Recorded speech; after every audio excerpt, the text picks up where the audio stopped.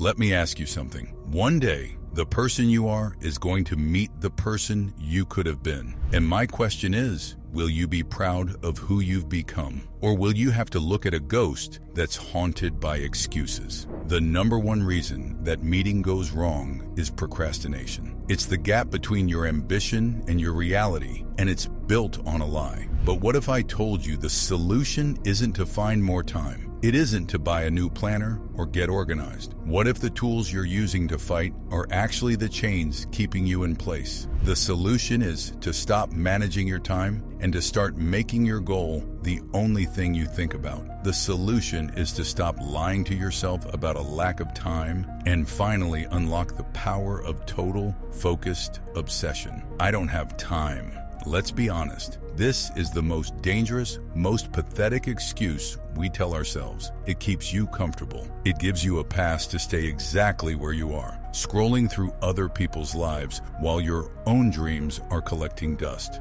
The problem isn't your calendar. The problem is you're not obsessed. Now, when I say obsession, I'm not talking about some frantic, unhealthy energy that leads to burnout. I'm talking about what some psychologists call a harmonious passion. This is a state where you willingly and joyfully engage in something because it becomes part of you. It's not a chore, it's a calling. It's a calm, laser-focused drive. While the wrong kind of passion, an obsessive passion, controls you, this is a force that you control. It's the difference between feeling drained by your goals and being energized by them. The first step, stop treating your goal like a hobby and start treating it like it's oxygen. It is not something you get to when you have a free hour. It is something you do to feel alive. Procrastination is an emotional problem. You don't delay because you're lazy. You delay because a task makes you feel anxious or doubtful or just bored. So your brain, trying to protect you, seeks a quick hit from something easier, like checking social media. You choose comfort over growth every single time. To overcome this, you have to make the goal non-negotiable.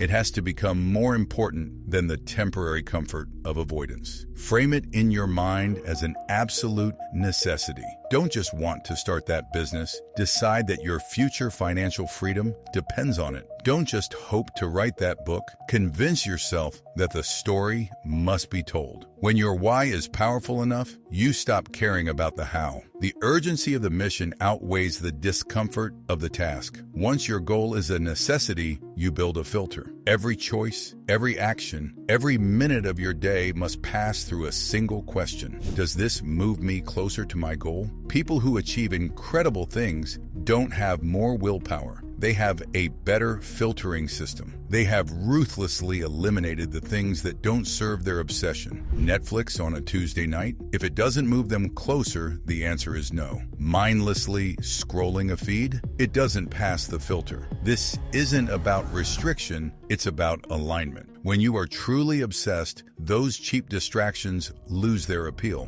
Why would you want a cheap dopamine hit from a notification when you can get a far more profound sense of accomplishment from making progress? You stop looking for time because you start making time by default. You own your time by simply filtering out the noise. The reason video games are so addictive is because they are masterful at one thing: creating momentum. They break a massive objective into a series of small, achievable quests. Every time you complete one, you get a win, a hit that makes you want to keep going. You need to do the same for your goals. Waiting to celebrate until you've made it is a recipe for procrastination. That reward is too far off. Your brain will always choose the immediate pleasure of doing nothing instead. You have to create your own feedback loop of motivation. Break your massive goal into micro goals. Instead of write a book, the goal is write one paragraph. Instead of build an app, it's design one button. When you complete that tiny task, you must consciously acknowledge it.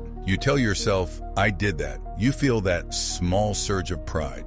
You just gave yourself a win and started rewiring your brain to associate this work with progress. You make the work itself addictive. Let's say you want to start a YouTube channel. The time management mindset says, okay, I'll block out 2 hours on Saturday to work on my video. But when Saturday comes, you feel overwhelmed. you don't know where to start. You end up cleaning the garage instead, busy doing nothing. The obsession mindset is completely different. You wake up at 6 a.m. because ideas for scripts won't leave you alone. You listen to podcasts about video editing during your commute. Why?